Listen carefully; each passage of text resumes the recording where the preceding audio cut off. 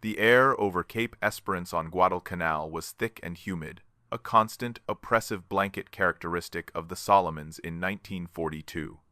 It was precisely 23:45 on the evening of October 19th, and Lieutenant Robert Lynch, age 26, found himself leaning into the mahogany wheel of his patrol torpedo boat, P-Thirty-nine. The boat was an 80-foot Elco, sleek and powerful, yet tonight it felt tragically impotent. Lynch scanned the black horizon, his eyes straining against the ambient starlight. Just off the coast, 3 distinct silhouettes cut smoothly through the black water, the noise of their engines muffled by the calm sea. Japanese Daihatsu barges. This was the target.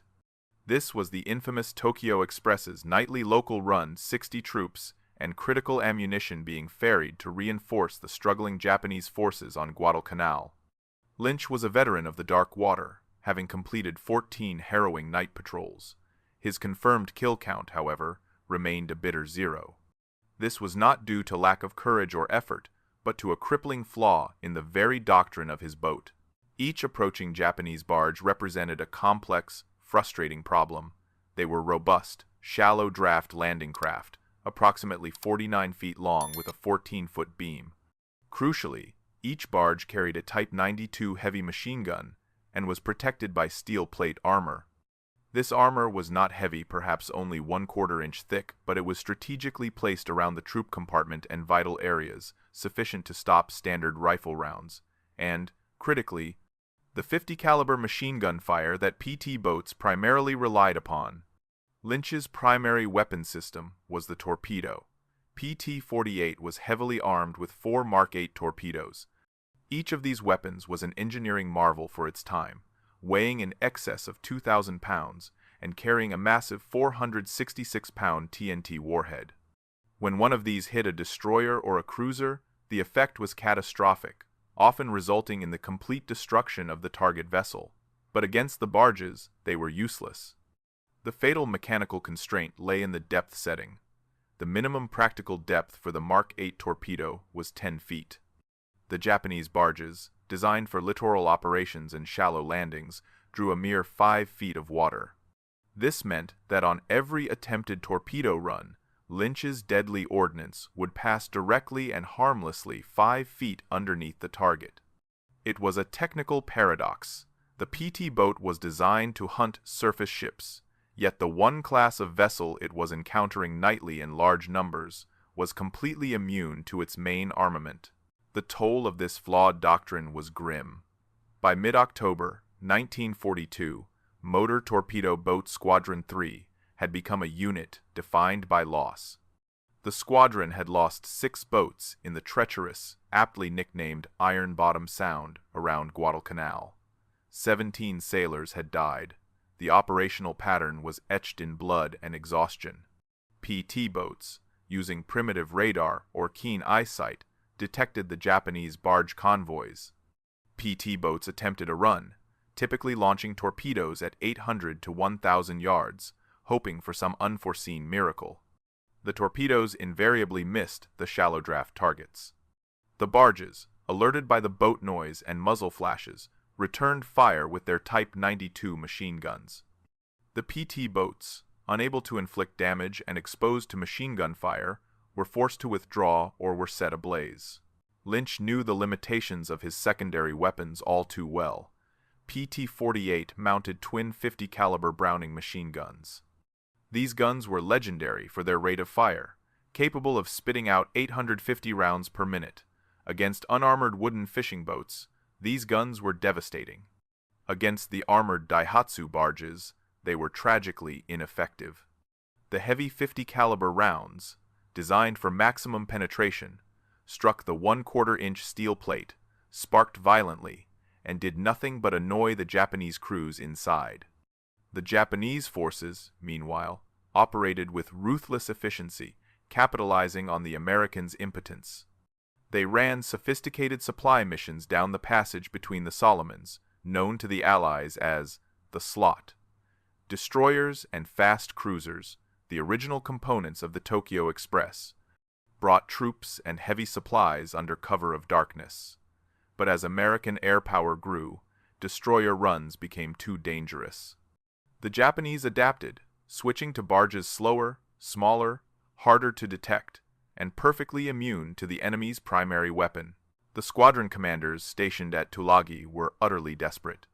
They understood that the tactical situation required an immediate, if unauthorized, solution. The enemy's logistical choke point, the ability to supply Guadalcanal, could only be closed by sinking the barges, and the current tools were failing. In a scramble for firepower, some crews resorted to extreme improvisation. They found the Army's single-shot M3 37mm anti-tank guns. These guns were field artillery, never meant for a fast, flexing boat deck. Crews removed the large wheels and lashed the cumbersome weapons to timber planks bolted to the bows. It offered a single, powerful shot, but required a manual, laborious reload. It was, as the crews wryly noted, better than nothing. This solution gained momentary fame with PT-109, commanded by Lieutenant John Kennedy. Kennedy's crew mounted an M3 anti-tank gun the night before a patrol in August. The gun worked, sort of. They could fire one round, and then the crew member had to manually reload the heavy shell casing while the boat was under heavy fire. It was not a sustainable combat solution. The true problem, as Lynch analyzed it, was one of logistics and mathematics. A single Daihatsu barge could ferry 60 fully armed troops or 8 tons of critical supplies. With the Japanese running between 20 and 30 barges per night, the Americans needed to sink multiple barges per patrol to meaningfully disrupt the flow. A single-shot, manually reloaded gun could not deliver the sustained, high-volume damage required for this task. The key to the solution lay 3 miles inland from Lunga Point at Henderson Field. This crucial airfield, captured by the Marines on August 7th, was by October a graveyard. Japanese bombing raids flown by Betty bombers and supported by Zero fighters hit the field almost daily. The Americans scrambled whatever they could fly, P-400 Airacobras and 4F Wildcats. Lining the runway apron and surrounding the perimeter were dozens of wrecked Bell P-39 Airacobra fighters. The Airacobra was a fascinating, though often misunderstood, aircraft. Its unique design placed the engine behind the pilot, with the propeller shaft running underneath the cockpit floor. This unusual configuration was intended to free up space in the nose for a truly remarkable piece of ordnance, a 37mm Oldsmobile MFour automatic cannon firing directly through the propeller hub. The MFour cannon was a weapon of devastating potential. It could fire at a rate of 150 rounds per minute, fed from a 30-round horseshoe-shaped magazine. The muzzle velocity was impressive, 2,000 feet per second. It was designed to destroy both light armor and aircraft structure, firing high explosive and armor-piercing rounds. Most of the P-39 wrecks at Henderson were total losses. Engines seized, wings sheared off, fuselages broken. But the cannons, housed deep in the nose, were often intact. The hydraulic recoil systems, the feed mechanisms, the barrel assemblies, all the complex components needed to make the weapon function were recoverable. Lynch understood the opportunity immediately. On the morning of October 20th, he walked the wreckage-strewn perimeter of Henderson Field at dawn. He counted 23 wrecked Airacobras. Mechanics had already stripped the useful parts, radios, instruments, control cables, but no one had touched the cannons. They were aircraft weapons, useless to anyone without an airplane. There were no mounting points on a PT boat, no official doctrine for installation, and absolutely no official approval. Lynch stood next to a P-39 whose nose was buried in the coral. The 37mm cannon protruded from the propeller hub like a steel finger. He recalculated the problem. 150 rounds per minute, 30-round magazine, automatic fire. He looked back toward the dock, where PT-48 waited. 3 of his mechanics were watching him. They knew exactly what he was contemplating. At 1400 hours that afternoon, Lynch approached Commander Alan Calvert, the commanding officer of Squadron 3. There were no forms, no requisition system, and no official channels, just a desperate need for a solution. Calvert, facing the annihilation of his squadron, approved the unauthorized mission. By 16:30 hours, 4 PT boat crews were dispatched to Henderson Field, armed with cutting torches and wrenches. They had only until nightfall. The task was physically daunting and technically challenging. The Oldsmobile MFour cannon assembly was heavy. The basic gun weighed 213 pounds. The hydraulic recoil system added another 40 pounds, and the feed mechanism another 30 pounds. The complete assembly weighed approximately 280 pounds. PT-48 was an Elco 80-foot boat, built with a wooden hull of 2 layers of 1-inch mahogany planking. The deck was 3/4-inch plywood over oak frames spaced on 2-foot centers. Navy engineers had calculated maximum deck loading for a light 50 caliber machine gun turret, but nobody had accounted for a 280-pound automatic cannon firing 150 rounds per minute.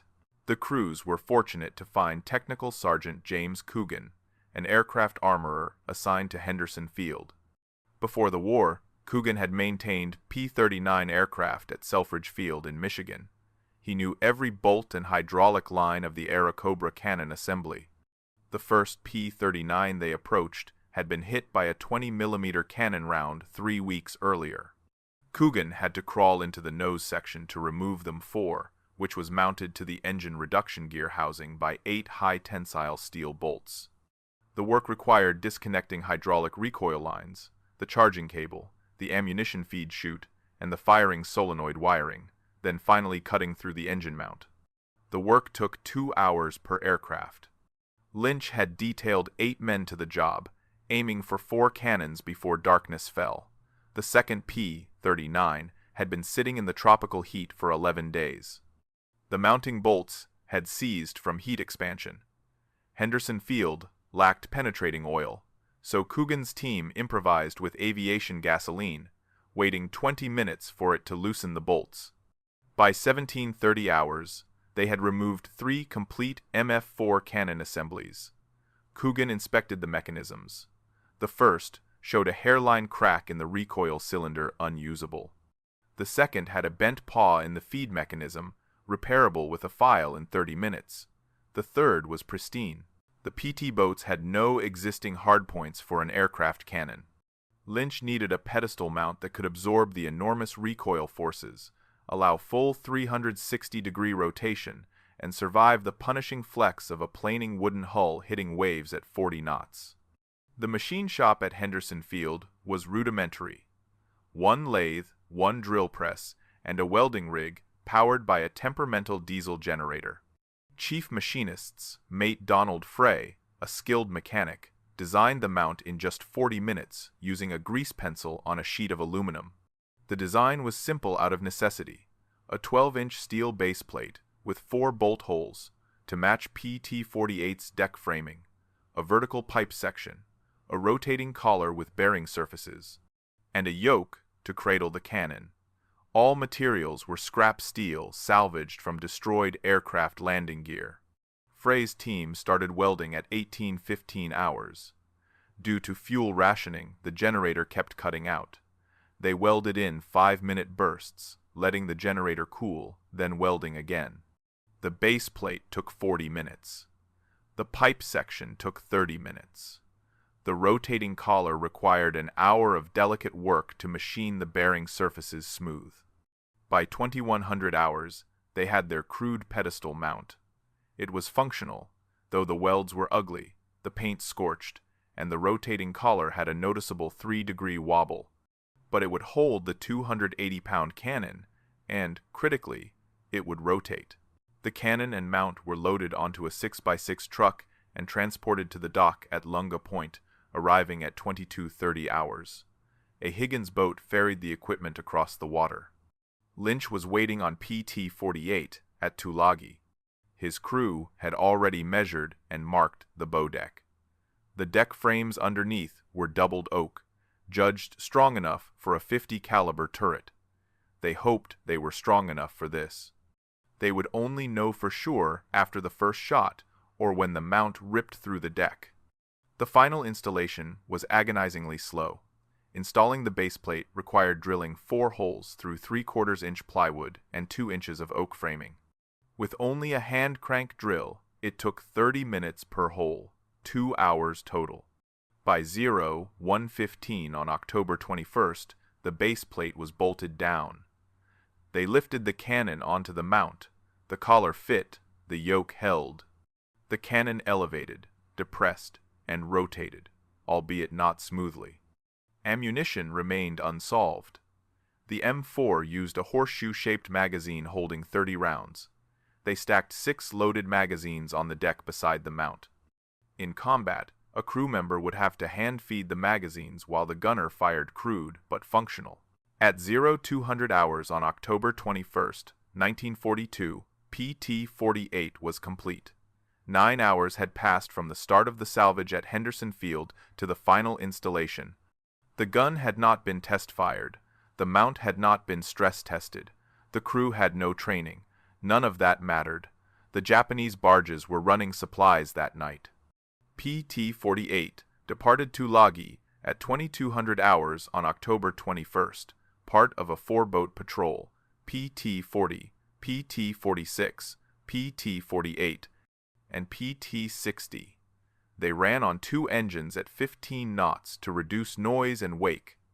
Gunner's mate second class, Harold Mitchell, volunteered to operate the untested 37mm cannon.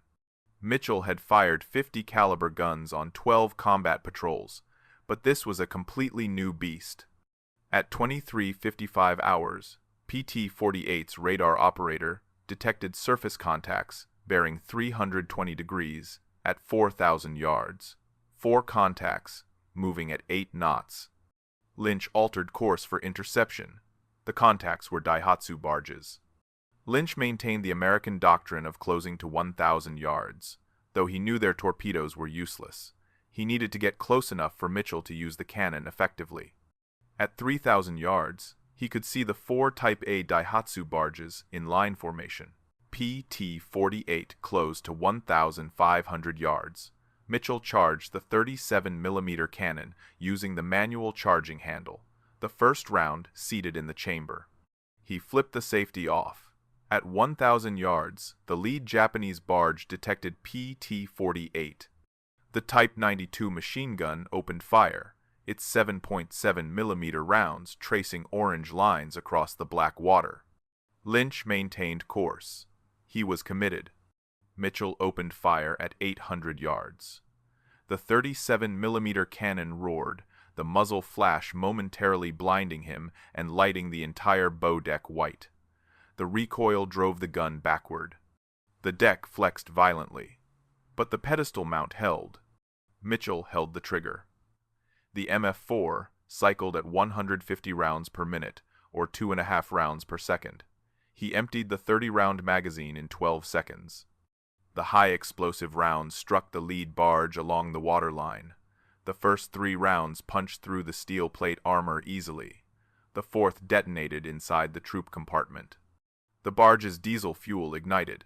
Men jumped into the water. The barge continued for another 50 yards, burning, then settled by the bow and stopped. Mitchell yanked the empty magazine off the cannon and slammed the second magazine onto the feed mechanism. The loading process took 8 seconds. In combat, this was an eternity, but it worked. The second barge turned hard to port. Lynch closed to 600 yards. Mitchell fired the second magazine 30 rounds in 12 seconds. 22 rounds hit the target. The barge's armor stopped the first 5 rounds, but the 6th penetrated. The 7th found something volatile. The barge exploded. It was an ammunition cook-off, visible for miles. The barge disintegrated. The 3rd and 4th barges scattered. PT-48 pursued the southern barge. Mitchell loaded his 3rd magazine. The rotating collar was binding from heat expansion. He had to muscle the gun to track the target. At 700 yards, he fired the 3rd magazine. The barge returned fire, with 7.7mm rounds hitting PT-48's bow. 1 round punched through the plywood deck just 18 inches from Mitchell. He did not stop firing. The 37mm rounds killed the barge's engine, leaving it adrift and combat ineffective. PT-48 broke off the attack at 0220 hours. Mitchell had fired 90 rounds, 3 magazines. The gun had not jammed, the mount had not failed, and the deck had not collapsed. 2 Japanese barges were destroyed. 1 barge was disabled. 0 American casualties. Lynch radioed Commander Calvert. The salvaged aircraft cannon worked better than anyone had expected. By 0300 hours, every PT boat commander in Squadron 3 was demanding an MFour cannon. Henderson Field had 23 wrecked Airacobras. Squadron 3 had 12 operational boats. The math was tight. By October 23rd, 3 more PT boats, PT-40, PT-46, and PT-60, had the 37mm cannons mounted. Crews stripped 5 more wrecked Airacobras. The salvage operation became systematic. The teams knew which bolts to remove and which lines to cut. The removal time dropped from 2 hours to 55 minutes. Chief Frey refined the pedestal mount after examining PT-48's mount. He added bronze bushings salvaged from damaged aircraft wheel assemblies, reducing friction. The second-generation mounts rotated smoothly under combat loading. Ammunition became the immediate bottleneck. Henderson Field's armory had the 30-round magazines, but loading them required hand-loading 30 rounds individually. The process took 8 minutes per magazine. 4 loaders, working 12-hour shifts, produced approximately 40 magazines per day. 4 PT boats, each carrying 6 magazines, required 24 magazines per patrol, and they ran 2 patrols per night. The mathematics barely worked. The high-explosive rounds proved devastatingly effective against the Daihatsu barges. The rounds, designed for thin aluminum aircraft structures, worked even better against the 1/4-inch steel plate. 2 or 3 hits could disable a barge. 5 to 8 would sink it. PT-40 engaged 3 barges on October 24th and destroyed 2 in the first magazine 30 rounds. 20 seconds of firing. The 37mm cannon changed PT boat tactics fundamentally. Before the cannon, PT boats attempted to use ineffective torpedoes at 800 to 1,000 yards. With the cannon, PT boats closed to 400 yards and destroyed barges with direct fire. Japanese commanders noticed immediately. Radio intercepts from October 25th reported the new threat, using the chilling phrase, "demon boats with aircraft guns." The psychological impact was immense. Barge crews, who had operated with relative impunity, were now being destroyed before they could deliver supplies. The success of PT-48's single night of action reverberated across Motor Torpedo Boat Squadron 3. Lynch's brief, yet electrifying, radio transmission to Commander Calvert was the catalyst for a logistical scramble that would define the next 2 weeks. Calvert now faced a complex problem of scale: how to equip a squadron of 12 operational PT boats with a weapon that had no supply chain, no official mounting system, and was, by all Navy regulations, illegal. The immediate bottleneck was the limited supply of MFour cannons at Henderson Field. Lynch had counted 23 wrecked P-39 Airacobras. By October 23rd, crews had successfully stripped 8 of these wrecks to equip 4 PT boats, PT-48, PT-40, PT-46, and PT-60. The total inventory of available salvageable weapons was approximately 21 MFour cannons. This meant that if every remaining serviceable cannon was recovered, only a fraction of the PT fleet could be armed, and there would be no reserve stock. The salvage operation, initially chaotic, quickly evolved into a precise, systematic process. Teams learned by repetition. The second cannon removal took 90 minutes. The third removal took 70 minutes. By the fourth and fifth removals, the crews had the process down to 55 minutes per aircraft. This efficiency was achieved through precise knowledge of the P-39's complex nose section, largely thanks to Technical Sergeant James Coogan's ongoing instruction. Coogan taught the crews not just which 8 high-tensile steel bolts to remove, but the sequence in which to disconnect the hydraulic recoil lines, the charging cables, and the firing solenoid wiring, minimizing damage to the sensitive components. While the salvage was ongoing, Chief Machinist's mate Donald Frey was already back in the rudimentary Henderson Field machine shop, refining his original design. The first combat action on PT-48 had provided immediate, brutal stress data.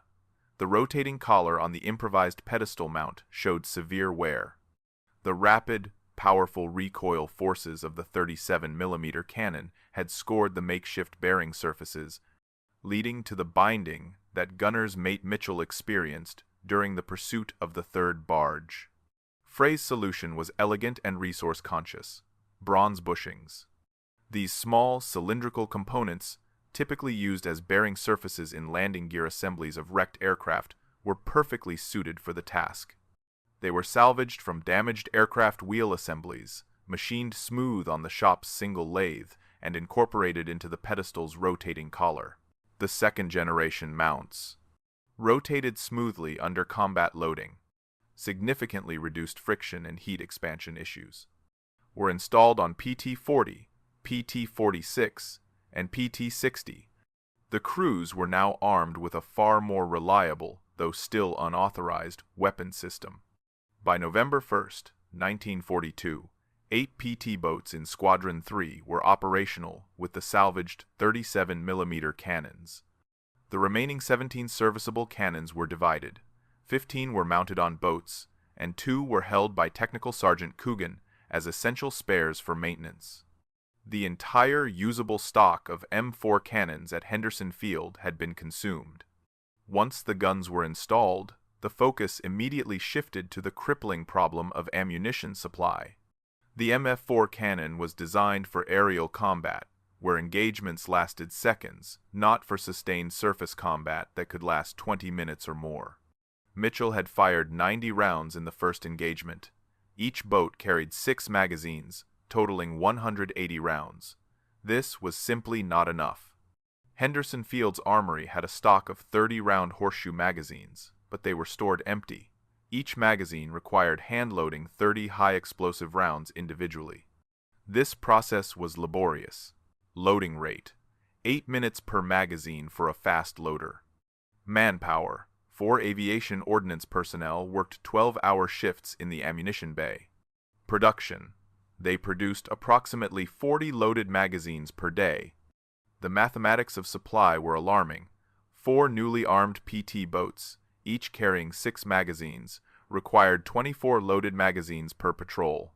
Since the boats ran 2 patrols per night, the daily demand was 48 magazines. This was more than the armory's maximum output. The situation required constant prioritization, scrounging, and near exhaustion for the ordnance personnel. The operational success of the new weapon depended entirely on the tireless effort of 4 men loading ammunition by hand. The combat results, however, silenced any debate about the improvised nature of the weapons. Commander Motor Torpedo Boat Squadron South Pacific reviewed the after-action reports from Squadron 3 with cold, hard statistics. Number of patrols: 8. Japanese barges engaged: 23. Barges destroyed: 14. Barges damaged: 6. PT boats lost: 0. The 37mm cannon proved its value statistically. On November 18, 1942, the commander sent a high-priority, classified dispatch to the Bureau of Ordnance in Washington, D.C. The message was a direct and audacious request: official approval for the field modification and formal procurement of the MFour cannons for PT boat use. The request was meticulously detailed, including technical drawings of Chief Frey's pedestal mount design, comprehensive ammunition consumption data, maintenance requirements and field modifications made by Coogan. The Bureau of Ordnance received the dispatch on November 23rd. The normal bureaucratic process for adopting a new weapon system design review, safety analysis, procurement planning, production scheduling would typically take months, potentially years. However, the sheer effectiveness of the Guadalcanal modification was undeniable. The PT boats, previously impotent, were now destroying the enemy's logistics at an unprecedented rate. The decision was fast-tracked. On December 7, 1942, Exactly 1 year after the attack on Pearl Harbor, the Bureau of Ordnance authorized production of a standardized, factory-built pedestal mount for the MFour cannon on PT boats. The contract for 100 units was awarded to a contractor in Rhode Island, with an aggressive delivery timeline of 90 days. The system had responded, but 90 days was an eternity for the crews fighting in the Solomons. They needed the guns immediately. The extreme saltwater corrosion, tropical heat, and coral dust of the Solomons created a maintenance nightmare for the delicate aircraft weapons. Technical Sergeant Coogan was formally transferred from Henderson Field to Tulagi in early November to specifically support the PT boat cannons. Coogan established a small, improvised workshop in a corrugated metal shed near the PT boat dock. It contained only a workbench, a vise, and basic hand tools. He quickly realized that the M4 cannon, designed for aircraft service with extensive ground crew support, required specialized training for PT boat gunners' mates. Coogan instituted a 3-day training course per man. By mid-November, every PT boat operating a cannon had at least one crew member cross-trained in field stripping, cleaning, and reassembly of the complex recoil and feed mechanisms, transforming them into skilled, if highly specialized, armorers. In mid-December 1942, Motor Torpedo Boat Squadron 6 arrived at Tulagi. The squadron consisted of 12 boats, fresh crews, and standard armament, twin 50-caliber turrets, and 20mm Oerlikon cannons. They had deployed from the East Coast expecting to fight with torpedoes, only to find Squadron 3 dominating the water with salvaged aircraft parts. The commanding officer of Squadron 6 immediately requested cannon installations for his boats. The problem: the supply of salvaged cannons had reached its absolute limit. Henderson Field had no more wrecked P-39 aircraft to strip. Every flyable Airacobra was needed by the 13th Air Force. Commanders could not risk stripping guns from operational aircraft. The solution arrived from an unexpected location: New Caledonia, a major South Pacific supply depot. In November, a cargo ship had delivered replacement parts for damaged P-39 fighters. The shipment included 12 complete MFour cannon assemblies, brand new, factory fresh, still packed in cosmoline preservative. These were intended for aircraft repair, but the desperate PT boat commanders wanted them instead. The requisition process became a masterwork of wartime improvisation and bureaucratic bending. Official cover: the cannons were officially signed out for P-39 maintenance at Henderson Field. Unofficial routing: they never reached Henderson Field. A Catalina flying boat transported the cannons directly to Tulagi. The commanding officer of Squadron 6 immediately requested cannon installations for his boats. The problem: the supply of salvaged cannons had reached its absolute limit. Henderson Field had no more wrecked P-39 aircraft to strip. Every flyable Airacobra was needed by the 13th Air Force. Commanders could not risk stripping guns from operational aircraft. The solution arrived from an unexpected location: New Caledonia, a major South Pacific supply depot. In November, a cargo ship had delivered replacement parts for damaged P-39 fighters. The shipment included 12 complete MFour cannon assemblies, brand new, factory fresh, still packed in cosmoline preservative. These were intended for aircraft repair, but the desperate PT boat commanders wanted them instead. The requisition process became a masterwork of wartime improvisation and bureaucratic bending. Official cover: the cannons were officially signed out for P-39 maintenance at Henderson Field. Unofficial routing: they never reached Henderson Field. A Catalina flying boat transported the cannons directly to Tulagi. By December 20th, Squadron 6 began installing the new M4 cannons. No salvage was required, no cutting torches were needed, and they used Chief Frey's improved pedestal mount design. The difference between the salvaged and the new cannons was immediately apparent. The new weapons operated perfectly, without the hairline cracks, corroded seals, or worn rifling of their salvaged counterparts. By January 1943, 24 PT boats across 3 squadrons operating in the Solomon Islands, Squadron 3 with 8 boats, Squadron 6 with 12 boats, and Squadron 2 with 4 boats, were armed with the 37mm cannons. The barge-busting capability had spread across the entire PT boat force in the South Pacific. The impact on Japanese logistics was severe. Combat reports from January documented 37 PT boat patrols engaging barges, resulting in 41 barges destroyed and 19 damaged. The 37mm cannon provided an offensive capability PT boats never had with torpedoes alone, and, critically, PT boat losses decreased dramatically. The Japanese High Command was forced to adapt immediately. Their intelligence reports confirmed the tactical shift. Convoys with destroyer escorts. Barge convoys began traveling with destroyer escorts. The destroyers, armed with 5-inch guns, could engage PT boats at long range, forcing them to scatter. The 37mm cannon, devastating against barges, was ineffective against destroyers with 3-inch armor plate. The tactical balance had shifted again. Increased armor and evasion. Japanese barge crews began applying thicker layers of steel plating to the Daihatsu hulls, and they adopted aggressive evasion tactics, running closer to shore and utilizing heavy jungle canopy for cover. American squadron commanders immediately requested heavier weapons, 40mm Bofors guns or 3-inch deck guns, to counter the destroyers.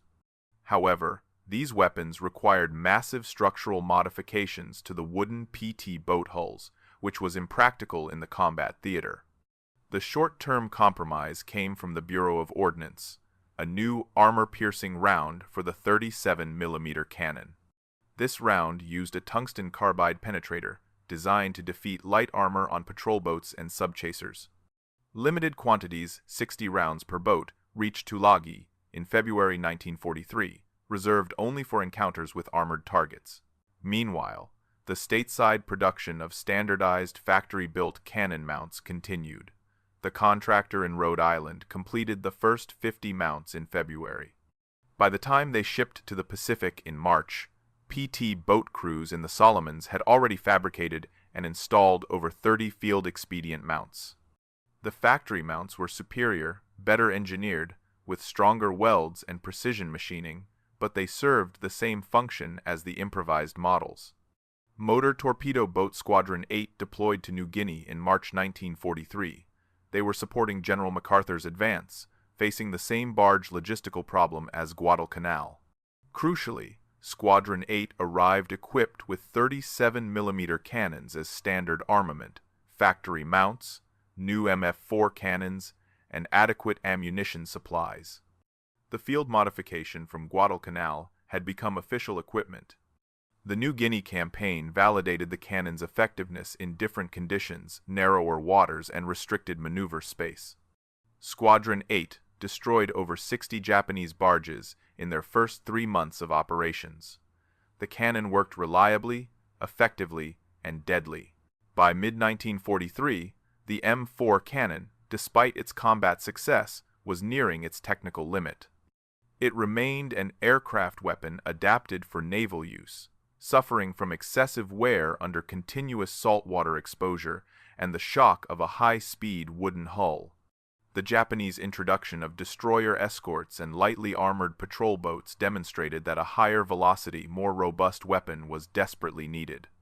In June 1943, recognizing the cannon's undeniable strategic value, the Bureau of Ordnance authorized the development of an improved cannon specifically designed for naval surface use. The 37mm M9. This was a pivotal moment. The field modification had now spawned an entirely new official weapon system. The specifications for the M9 were clear: higher muzzle velocity, heavier construction to handle sustained fire, and improved resistance to the maritime environment. The design and engineering process was remarkably swift by military standards, driven by the persistent combat reports from the Solomons. The M9 cannon entered production in August 1943, manufactured by the legendary Colt's Patent Firearms Company in Hartford, Connecticut.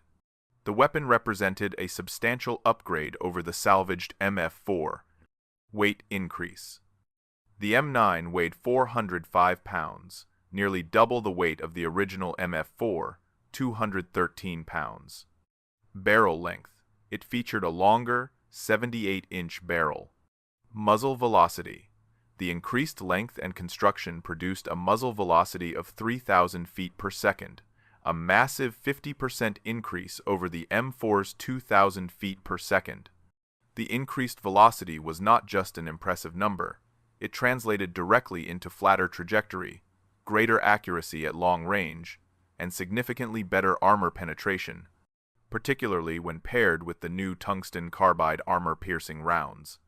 The first MN9 cannons reached the Pacific in October 1943. Motor Torpedo Boat Squadron 15 received 24 of the new weapons for immediate installation. The sheer weight of the M9, 405 pounds, plus the increased firing stress, necessitated major structural modifications. Naval architects designed strengthened mounting points using 3/4-inch steel plate backing installed beneath the wooden plywood deck. The modification was rigorous, adding approximately 200 pounds of structural reinforcement per boat. This structural upgrade was the final institutional acknowledgement that the 37mm cannon was now a permanent, integral part of the PT boat's design, no longer an improvisation. Testing the M9 revealed immediate operational advantages. Extended range. The higher muzzle velocity extended the effective range to 1,000 yards. The M4 had been effective only to 600 yards. This extra 400 yards allowed PT boats to engage barges before entering the effective range of Japanese return fire, dramatically reducing American casualties and increasing patrol success rates. Ammunition quality control. The M9 used the same 30-round horseshoe magazine as the M4. However, the higher chamber pressure meant the magazines had to be loaded with precise, consistent seating depth. Variations could cause catastrophic feed failures. Armory personnel developed stringent new loading procedures, checking each round for proper seating and function testing each magazine before issue. This added time to the loading process, but virtually eliminated combat malfunctions. By January 1944, the 37mm cannon had fully transitioned to standard factory equipment. Elko Naval Division in Bayonne, New Jersey, and Higgins Industries in New Orleans began rolling new PT boats off the production lines with the M9 cannon already mounted, structurally sound, and fully integrated into the boat's design. The journey from salvaged aircraft parts to factory standard equipment took exactly 18 months, from October 1942 to January 1944. The tactical success of the cannon led to rapid evolution in operational doctrine, which became standardized across all squadrons. Paired attack tactics. PT boats almost always attacked barges in pairs. The first boat would close to 400 yards, using its high-velocity 37mm M9 cannon for devastating direct fire on the barge.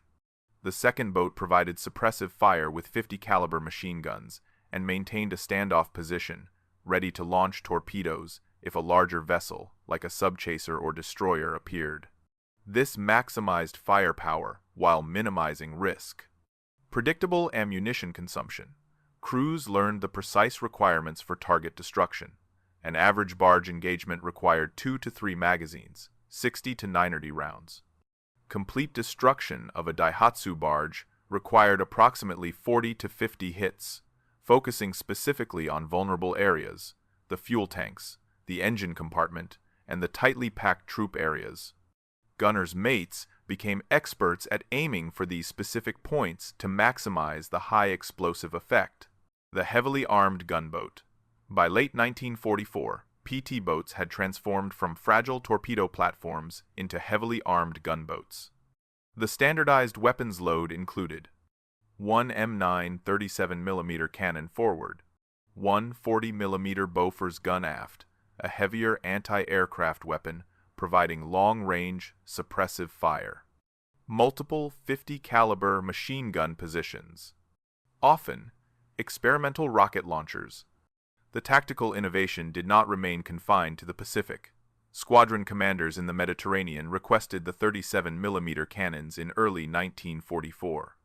PT boats operating off Italy faced identical problems to those in the Solomons. German F-lighters and Italian MAS boats used shallow draft hulls, rendering American torpedoes ineffective. Motor torpedo boat squadrons 22 and 29 received M9 cannons in March 1944. Although the Mediterranean tactical environment was vastly different, narrower seas, heavier coastal artillery, and more concentrated German defenses, the cannons' fundamental effectiveness against lightly armored targets remained unchanged. In one notable engagement off Anzio in April 1944, PT-208 engaged 4 German F-lighters attempting to evacuate troops. The boat's M9 cannon destroyed 2 lighters and damaged a third in a 15-minute engagement, expending 120 rounds. The cannon proved equally deadly against German logistics as it had against the Japanese. The return to the Philippines in October 1944 brought PT boats back to the same waters where the war had started for them nearly 3 years earlier. Operating in Leyte Gulf to support the invasion, PT boats systematically destroyed Japanese reinforcement traffic. Statistics from the Leyte operations in November 1944 documented the cannon's cumulative impact. 36 PT boats on patrol. 87 Japanese vessels engaged. 63 vessels destroyed. 19 vessels damaged. These results were achieved with minimal American losses. 2 boats damaged by coastal artillery. 0 boats lost to surface action. The 37mm cannon had fundamentally changed PT boat survivability and effectiveness. By early 1945, Japanese barge traffic in the Philippines had essentially ceased. The 37mm cannon created a tactical situation where shallow draft supply vessels could not survive. Japanese forces resorted to the far more expensive and less efficient methods of submarine supply runs and night air flights. The final major PT boat operation occurred in Borneo in June 1945. Japanese resistance was light, but the PT boats stood ready with their cannons. The weapon that had started as desperate improvisation was now standard naval armament. Japan surrendered on August 15, 1945. Of the 531 PT boats that served during World War II, 99 were lost to action, accidents, or weather, with 432 surviving. Nearly all the surviving boats carried the 37mm cannons. The Navy's Bureau of Ships conducted an extensive post-war analysis of PT boat effectiveness across all theaters from 1942 through 1945. The statistics provided a definitive vindication of the field modification. Pre-cannon effectiveness: October 1,942. September 1,943. PT boats destroyed an average of 0.3 Japanese vessels per patrol. Post-cannon effectiveness: October 1,943. August 1,945. PT boats destroyed an average of 1.8 vessels per patrol, 6 times more effective. The cannon made that difference. American casualties reflected the same pattern. Pre-cannon losses: August-September 1,942. Averaged 4.2 sailors lost per week. Post-cannon losses: October 1,942. February 1,943. Averaged 1.7 sailors lost per week, a 60% reduction. The total number of Japanese vessels destroyed by PT boats with 37mm cannons exceeded 800 confirmed kills. Considering that a Daihatsu barge carried 60 troops or 8 tons of supplies, the destruction of 800 barges meant 48,000 troops never reached their destination, or 6,000 tons of critical supplies never arrived. Japanese commanders acknowledged the impact. Vice Admiral Teo Kurita, commanding naval forces in the Philippines, noted that from November 1944 through January 1945, Japanese forces in Leyte lost 73% of all barge convoys to PT boat attacks. This logistical crippling directly impacted Japanese defensive operations. The story of the 37mm cannon is defined by the individuals who defied doctrine to solve a tactical crisis. Lieutenant Robert Lynch commanded PT-48 through 15 months of combat and 47 patrols, receiving the Navy Cross for actions that specifically mentioned the cannon innovation. He returned to civilian life as an electrical engineer and died in 1978. Technical Sergeant James Coogan transferred to Tulagi and spent the remainder of the war maintaining the cannons, training over 200 gunners' mates. His detailed maintenance logs survived and reside in the National Archives. He retired as a Master Sergeant in 1962. Chief Machinist Mate Donald Frey designed the original pedestal mount from scrap steel. He received no recognition during the war, remaining at Henderson Field until December 1943. He died in 1991 at age 73. Gunner's Mate Second Class Harold Mitchell fired the first shot on October 21, 1942. He survived the war, serving as a gunnery instructor on PT-109 and received a Bronze Star. He died in 2006. Commander Alan Calvert authorized the first unauthorized cannon installation, taking an immense institutional risk. The results justified his decision, proving that command support is critical for combat innovation. The weapon's development path was highly unusual for naval ordnance. It began with desperate crews cutting guns from crashed aircraft, welding crude mounts from scrap steel, and testing the concept in combat. Official approval and factory adoption only followed after the innovation had proven its effectiveness on the battlefield. The lesson transcended the specific weapon. Innovation in combat requires commanders willing to take risk, crews willing to experiment, and higher headquarters willing to evaluate results over rigid doctrine. The bureaucratic system that approved the 37mm cannon in 18 months, while painfully slow by combat standards, was a monumental institutional success, simply because it approved the innovation at all. The 37mm cannon on PT boats became the most successful field-modified weapon adopted by the Navy during World War II, transforming wooden torpedo platforms into the deadly Demon boats that crippled Japanese logistics in the Pacific and earned their lasting place in naval history.